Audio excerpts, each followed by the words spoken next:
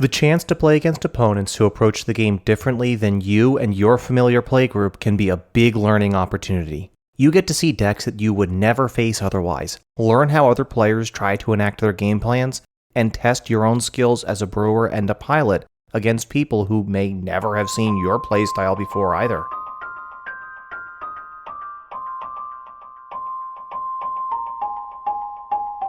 Hello and welcome to another episode of Gemstone Mine. I'm John, and today we're doing a recap of lessons from Commandfest Philly. The event was a great time. I got to travel with co-host Alex to visit and enjoy some good games with great people. But the goal of this channel is to bring you some knowledge.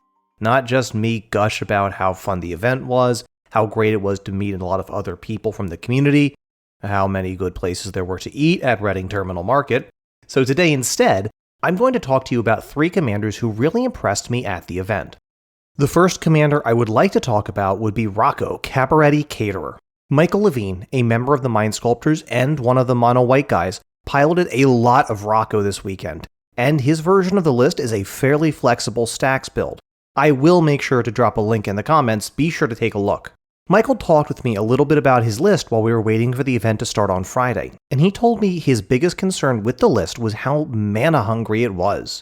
In his list, we see him address this with 17 pieces of ramp, 3 of which are artifacts, Soul Ring, Mana Crypt, and Jeweled Lotus, 2 of which are true rituals in the form of Elvish Spirit Guide and Simian Spirit Guide, and a crop rotation to access Gaia's Cradle more consistently, which with all those creatures makes it a very powerful source of ramp. Even at 30 lands in the deck, Michael was trying to look for cuts to up that number to 31.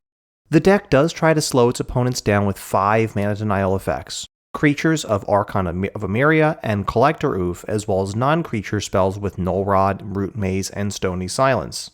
Those creatures are particularly easy to get access to in this deck, both just with Naya Color Identity as well as having Rocco as a backup plan in the command zone. In terms of rule of laws, the deck is running Archon of Emeria, Eidolon of Rhetoric, Aethersworn Canonist, and Deafening Silence, which seems a little light for a CDH stacks list, but the intentionality in these choices is clear when you realize that the deck can still pull off its food chain combo through Deafening Silence, as you'll be casting only creature spells to combo off. And the other rule of laws are all on creatures, which you can exile to food chain when you are ready to go off. This is very similar to what we see in some stacks-inclusive versions of Razakats. The ability to remove your own stacks pieces to go for the win is a really powerful way to slow down your opponents without necessarily hampering your own game plan. Other stacks pieces in the Rocco list include Chalice of the Void and Sanctum Prelate, both of which can stop opponents from winning or from being able to interact with you, and are very easy to play around with Rocco as your win condition. We also see Aven Mind Sensor, as stopping opponents from tutoring remains powerful, and Dryad Militant, a 2/1 Dryad soldier for either a green or a white, which reads if an instant or sorcery card would be put into a graveyard from anywhere, exile it instead. This serves as a roadblock to Underworld Breach decks or Kest decks, which doesn't necessarily stop Academy Rector from being able to fetch food chain in the way that a card like Rest in Peace might. A creature-based stacks deck seems to lean into what Rocco wants to do anyway, making the game long enough so you have the time to ramp into Rocco's X mana cost. While several of the wins that I saw from Rocco came off the back of Academy Rector fetching food chain, the deck also had an impressive ability to pivot off of its food chain lines and still win through classic Kiki-Jiki combos because of the presence of a tutor in the command zone. It made it seem very strong.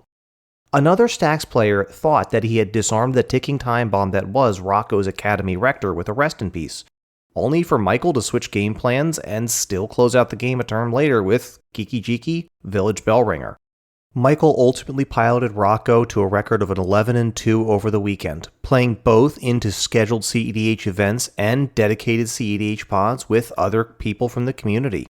I asked Michael why someone might consider playing Rocco, and he had this to say. I think Rocco is a great choice if you want to play a creature-focused deck that can be interactive but still close out the game quickly. I think traditionally competitive players who love turning creatures sideways but also want to be able to interact end up playing Winota, Heliod, or a win-conless stacks deck like Timna Kamal. Rocco plays a bit like Winota without having to play a bunch of Winota fodder, Heliod without having to forgo good ramp and Null Rod, and Timna Kamal with a much faster win condition. And it also sometimes just has a turn 2-3 win, so you sometimes get the excitement of a turbo deck without having to go all in on the strategy. I also had the good fortune to get into a scheduled CEDH event with Kai from the Spellseekers. I brought my pet deck, Malcolm Caddis Polymorph, to the event, and our pod included both Najeela and Kess. Kai brought Armix Thrasios to the event, and very quickly reminded anyone who thought that Armix's 5 minutes of fame were up, that Armix is still a force to be reckoned with. Since Armix isn't a hugely popular partner outside of CEDH, allow me to introduce anyone who isn't familiar to Armix Filigree Thrasher, a 3/2 legendary artifact creature golem for 2 and a black with partner, and, whenever Armix attacks, you may discard a card. If you do, target creature defending player controls gets -X/-X until end of turn, where X is equal to the number of artifacts you control, plus the number of artifact cards in your graveyard. To be clear, Kai only needed 2 artifacts to make it impossible for either Malcolm or Najeela to stay on the battlefield. The downside to this being that Armix required the cost of discarding a card, which most versions of Armix work around by partnering it with a blue inclusive commander. Thrasios and Crom are both very common choices in CEDH, as they provide repeatable card draw for the deck to fuel its removal, as well as card draw just being good in general. While I tried to play around Kai's Seat 2 Turn 1 Mystic Remora, see our episode last week on Feeding the Fish, Kai ultimately wound up playing a Rhystic Study to follow it up, and at that point, the choice was either to pay the Rhystic Study tax or fall way behind the Najeela and the Kess decks. Armix has a lot of similarities to Spell Shapers, an odd creature subtype originally from Mercadian Masks, which effectively turned any one card in your hand per turn cycle into a specific card from Magic's history. Silverglade Pathfinder is one such example, a 1/1 Dryad Spellshaper for 1 and a green with 1 green tap, discard a card. Search your library for a basic land card and put it into play tapped, and then shuffle. If the text of this card sounds familiar, because it's rampant growth. There are several other Spellshapers, some of which see fringe play in Commander, but Armix provides conditional removal with no additional mana cost. There is the nominal downside of Armix needing to attack rather than just safely tapping it, but Armix usually means that the defending player is going to be disadvantaged when it comes to blocking it profitably. Armix does require some build-arounds to work well, but in CDH it's less of a deck-building restriction. Armix itself, being an artifact, spots you -1/-1 for free. Kai's list in particular runs 21 other artifacts, including Shimmermere, significantly more than the 7 which are on the CEDH decklist database version of Armix Thrasios. And, honestly, Armix was routinely shrinking creatures by -3/-3 very easily in that deck. The Armix Cron list on the database, meanwhile, runs an average of 17 artifacts, and that number generally explodes when Dockside Extortionist resolves. This isn't really outside of the norm for a lot of CEDH decks. But once you start to step down in how tuned the decks are from CEDH, you really do want to make sure you're investing in a fairly hefty base of artifacts, as you're unlikely to be running all the broken 0-drop mana artifacts that CEDH is built upon. Overall, there are a ton of partners from Commander Legends who still need to be explored more thoroughly, and I don't think people should be writing off Armix quite yet. I also think there are a number of new commanders from Baldur's Gate that are very interesting. Among them, Abdel Adrian, Gorion's ward, deserves some special attention, I think. For 4 and a white, we get a 4/4 legendary human warrior with, when Abdel enters the battlefield, exile any number of other non-land permanents you control until Abdel leaves the battlefield. Create a 1/1 white soldier creature token for each permanent exiled this way. Abdel also has Choose a Background. Co-host Alex built 2 Abdel Adrian decks over the weekend in Draft and Sealed respectively, and even in the Draft, the deck, while very slow to get going, was extremely grindy once it got its feet under it. Both times, Alex combined Abdel with the background Candlekeep Sage. Whenever this creature enters or leaves the battlefield, draw a card. Now, there is a very strong blink theme in Azorius in Battle for Baldur's Gate, so it's not really a surprise that the deck was able to do some powerful things. But Abdel has also drawn comparisons during preview season to a well-known CEDH win condition, World Gorger Dragon. World Gorger Dragon combos with Animate Dead and similar effects, where Animate Dead brings World Gorger Dragon out of the graveyard, and then World Gorger Dragon's ETB exiles all permanents you control, including Animate Dead. When Animate Dead leaves the battlefield, World Gorger Dragon dies and goes back into the graveyard, causing all of your permanents to enter the battlefield, including the Animate Dead you used to bring back World Gorger Dragon. Your lands and artifacts enter the battlefield untapped in this case, allow you to generate an infinite amount of mana as you continue to reattach the Animate Dead to World Gorger Dragon, until such time as you end the combo.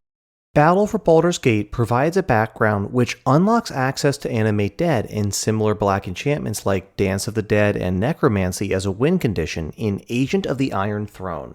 A background enchantment for 2 and a black with commander creatures you own have whenever an artifact or creature you control is put into the graveyard from the battlefield, each opponent loses 1 life.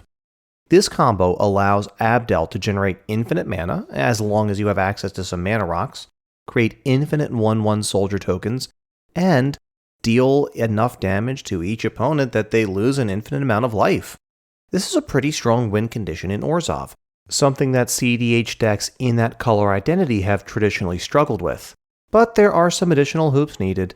Abdel being in your command zone means he can't be discarded or entombed. You'll need a way to get Abdel into the graveyard to start the combo, in addition to getting an Animate Dead or variant of it into your hand to kick the combo off. What's really interesting about Abdel is that all the tools you need to combo with the commander also exist in mono white. You've probably heard of Restoration Angel. 3 and a white for a creature angel, a 3/4 with flash, flying, and when Restoration Angel enters the battlefield, you may exile target non-angel creature you control, then return that card to the battlefield under your control. If Abdel and Restoration Angel both enter the battlefield at the same time, you can stack the triggers so that Abdel's trigger resolves first, exiling Restoration Angel, and then Restoration Angel's trigger resolves second, flickering Abdel and returning both creatures to the battlefield, once again allowing you to stack the triggers to generate an infinite number of bounces and ETBs. White has a number of effects in the same vein as this, including Felidar Guardian, Oblivion Ring, Journey to Nowhere, Fiend Hunter, and On Thin Ice. And since Abdel is a commander who can choose a background, you can create a deck with any 2-color identity you really want, or just stick with mono white. The ways to get both creatures to enter the battlefield at the same time, off the top of my head, would be cards like Eerie Interlude, Ghostway, or cards like Second Sunrise.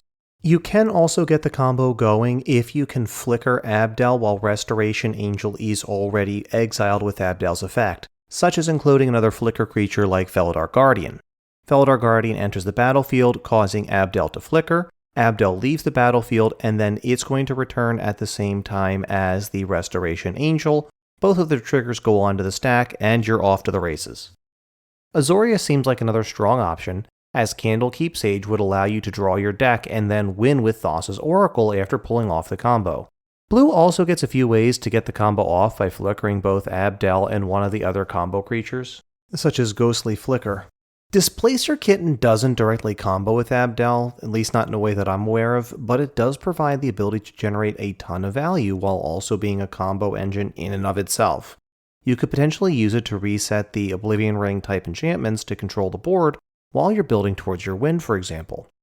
Of note, this list could theoretically just let you Thoracle for value instead of the win, as you could just blink Thoracle off of Abdel's ability to reset it and trigger its ETB win the game clause again when you finish drawing out your deck. Blue is going to have a harder time getting those 4 mana value cards out of the library though. Polymorph could theoretically do the job, but then it also requires a way to blink both Abdel and your flicker creatures to get the win, so it's still a 2-card combo at the end of the day.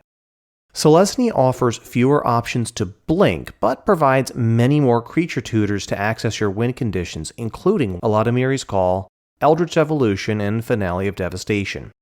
The weakness in these colors is that you're probably leaning into mana dorks for most of your ramp, and getting a haste enabler can be rough in Selesnya, creating another hoop for you to have to jump through. There also aren't really any great backgrounds for this strategy, the best probably being Master Chef, 2 and a blue for a background that lets your creatures enter the battlefield with an additional +1/+1 counter on them, theoretically just letting you leverage a pseudo-anthem in order to make your tokens bigger. Boros seems like it might have the least going on for it at a glance, but Kiki Jiki and Blink creatures like Feldar Guardian and Restoration Angel are already a well-explored combo line. Infinitely Blinking, Recruiter of the Guard, and Imperial Recruiter will also let you get every creature with a power of 2 or less or a toughness of 2 or less into your hand, which you can then cast with your infinite mana. Imperial Recruiter can also function as another tutor for Feldar Guardian to begin to combo off with. And once armed with infinite mana, Street Urchin is a background that would let Abdel win the game on the spot, as this 1 and a red enchantment gives commander creatures you own 1, sacrifice another creature or an artifact. This creature deals 1 damage to any target, basically allowing us to spend our infinite mana and all of our soldier tokens to immediately win the game.